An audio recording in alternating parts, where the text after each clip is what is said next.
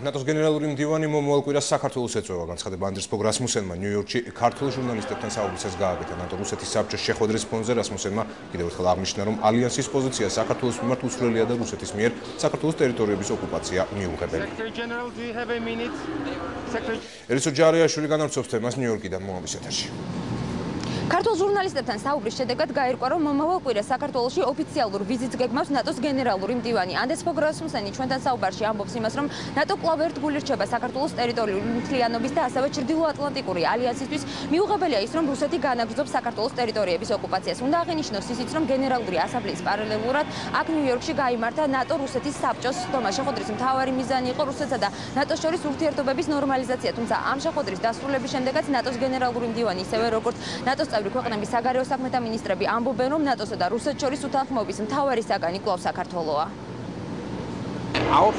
საქართველოსა და რუსეთის საკითხთან მიმართებაში ჩვენი პოზიცია უცვლელია. ჩვენ მოვითხოვთ საქართველოს სუვერენიტეტისა და ტერიტორიული მთლიანობის პატივისცემას. ჩვენთვის მიუღებელია, რომ რუსეთი განაგრძობს საქართველოს ტერიტორიის ოკუპაციას. საქართველო არის ის საკითხი, რომელთან მიმართებაში ნატოსა და რუსეთის პოზიციები განსხვავებულია და ჩვენ ამას ხშირად ვიმეორებთ. მოხარული ვარ გითხრათ, რომ მომავალ კვირას მე საქართველოს ვეწვევი და ჩემს ცალსახა მესიჯს იქაც დავაფიქსირებ. ალიანსი რუსეთის საბჭოზე მხარეები მსჯელობდნენ შესაძლო სამიტის ორგანიზებაზე, რომელიც სავარაუდოდ ნოემბერში უნდა გაიმართოს. განხილვის თემა იყო პოლიტიკური დისკუსია და ალიანსი რუსეთის პრაქტიკული თანამშრომლობაც. თუმცა არის ერთი საკითხი, სადაც ნატოსა და რუსეთის მოსაზრებები ერთმანეთისგან აბსოლუტურად განსხვავდება. ეს საქართველოს თემა. გენერალურმა მდივანმა მკაფიოდ დააფიქსირა ალიანსის პრინციპული პოზიცია. ნატო პატივისცემს საქართველოს ტერიტორიულ მთლიანობასა და სუვერენიტეტს.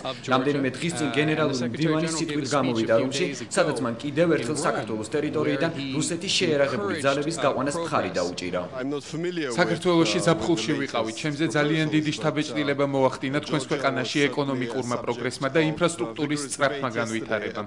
საქართველო იყო ერთ-ერთი მთავარი თემა გუშინ ნატო-რუსეთის საბჭოს შეხვედრაზე გამართულ დებატებში. როგორც ცნობილია, ნატო აღიარებს საქართველოს ტერიტორიულ მთლიანობას. სწორედ ეს არის ის საკითხი, სადაც ალიანსისა და რუსეთის პოზიცია განსხვავდება.